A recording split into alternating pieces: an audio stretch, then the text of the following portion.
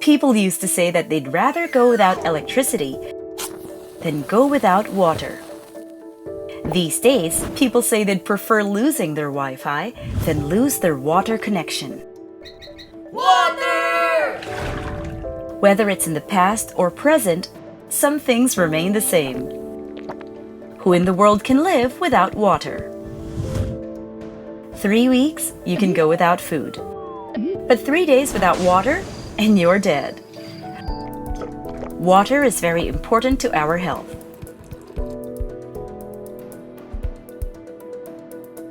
It's a daily necessity.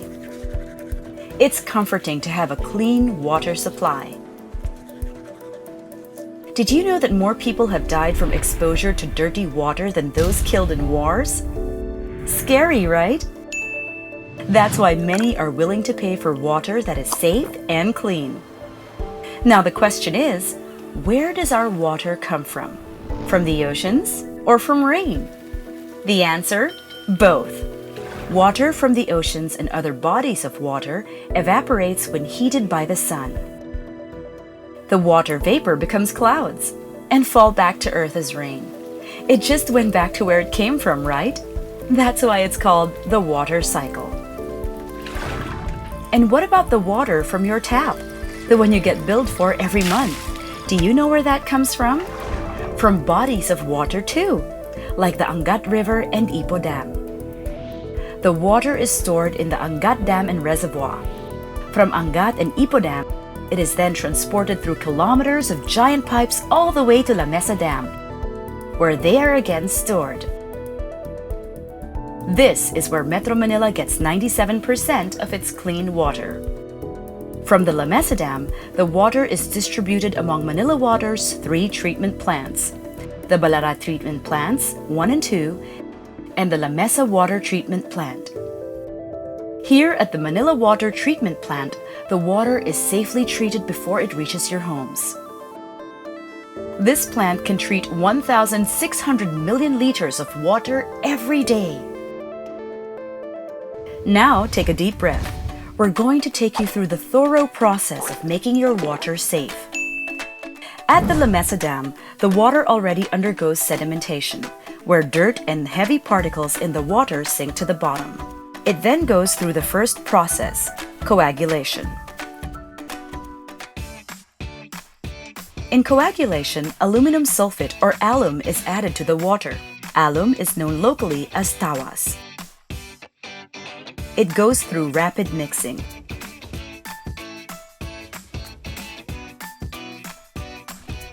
Because there are floating particles in the water called colloids. They're the reason why the water is dark and murky here. The colloids bump against each other like billiard balls, but with alum, they stick together like best friends. Group hug!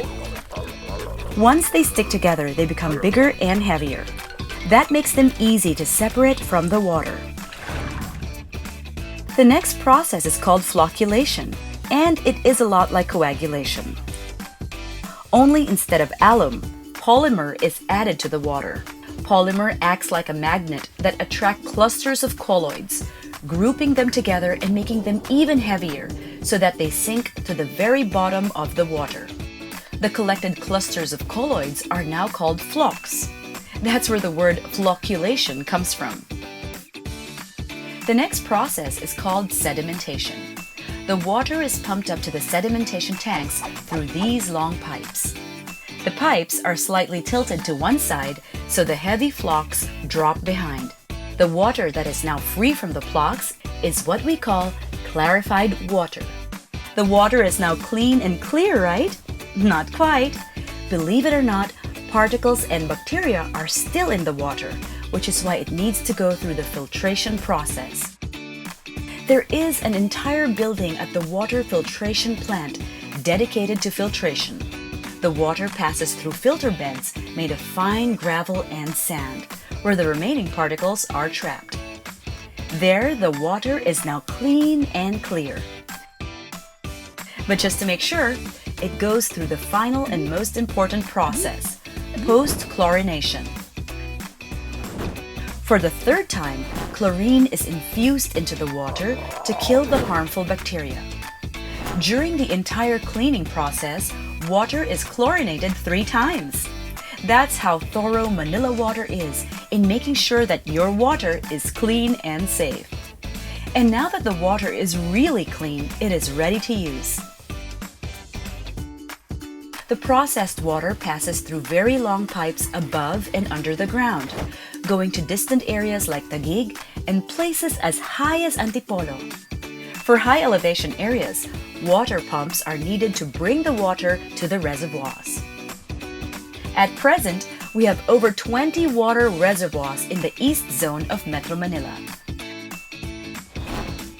From these reservoirs, the water is pumped through underground pipes into our homes, offices, malls, hospitals, and other places.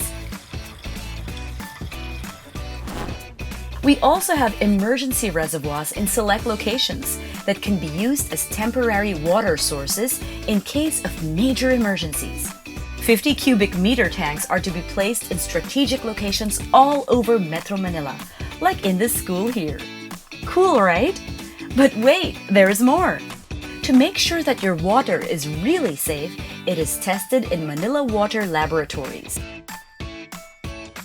Manila Water collects hundreds of samples from hundreds of sampling points, from the water source, the treatment plants, the storage tanks, and homes, then brings them to world-class testing laboratories.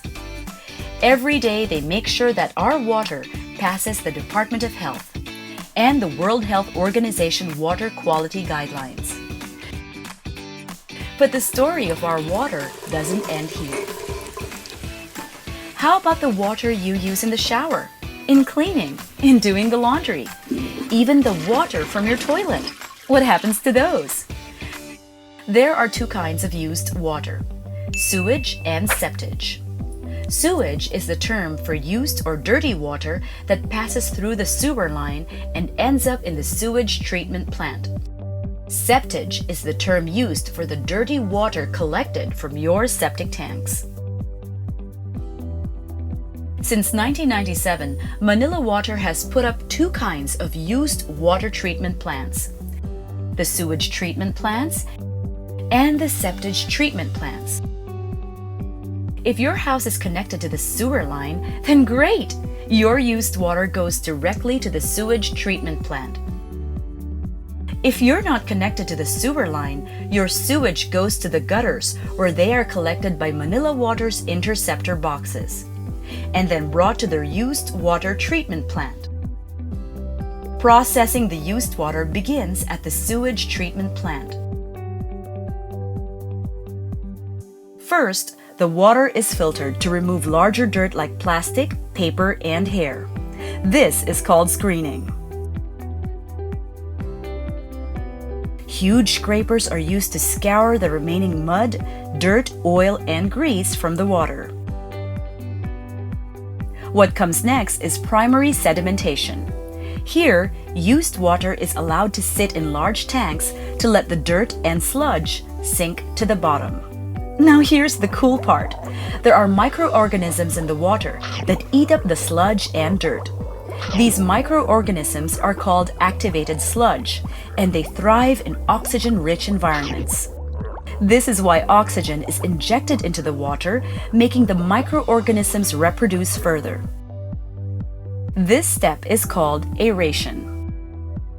The activated sludge is brought to the secondary sedimentation tank, where they sink to the bottom.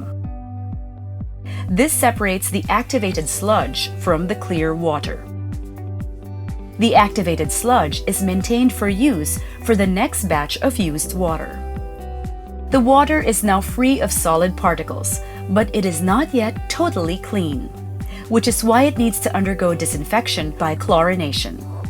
Chlorine is added to the water to kill off the last surviving bad microorganisms. And this is where the whole used water processing ends. Now let's talk about septage. If your house has a septic tank, it's important to have it desludged every 5 years. If not, the septic tank can overflow and contaminate the ground, causing diseases and infections to your family. Desludging is the process of having the septage siphoned from your septic tanks. This is also one of the services offered by Manila Water. Manila Water has two septage treatment plants, one in FTI Taguig and the other in San Mateo, Rizal. The septage is brought to these facilities for processing. The first step is called septage acceptance. Here, septage is filtered to separate the solids like rocks and other waste materials from the water. After filtration, it goes through dewatering, where the septage is pressed until dry. Polymer is used to fuse the activated sludge together. The remaining water from pressing will undergo the same processes we saw earlier at the sewage treatment plant: aeration, settling, and disinfection. And after all of these, the water will be tested in a DENR-approved laboratory to make sure that it is clean and safe. Now that the water is clean, it can be returned to the bodies of water like rivers and lakes, where they are safe for marine life like fish and aquatic plants. But remember, this is not potable, okay? This is classified as Class C water under the Department of Environment and Natural Resources water standards. This water is only safe for animals and water plants, not for people. You've seen how serious Manila Water is about processing used water for the sustainability of our rivers, streams, and lakes. There is no way to measure just how important water is in our lives. That is why everybody has a role to take care of our environment. In other words, we must all do our part. If it is Manila Water's role to make the water safe and bring it to your homes, and to process your used water before returning it to nature, you have a part too. And Manila Water is counting on your help. Connect to sewer lines. Have your septic tanks desludged every 5 years. Segregate your garbage. And spread the word about what you learned today so that others can help too. So there. Have you taken it all in? And now you know that it isn't a simple matter to bring water to your homes or to your baby's bottle. The truth is, due to the ever-increasing population, there is also an increase in demand for water, which means we need to develop new sources of water.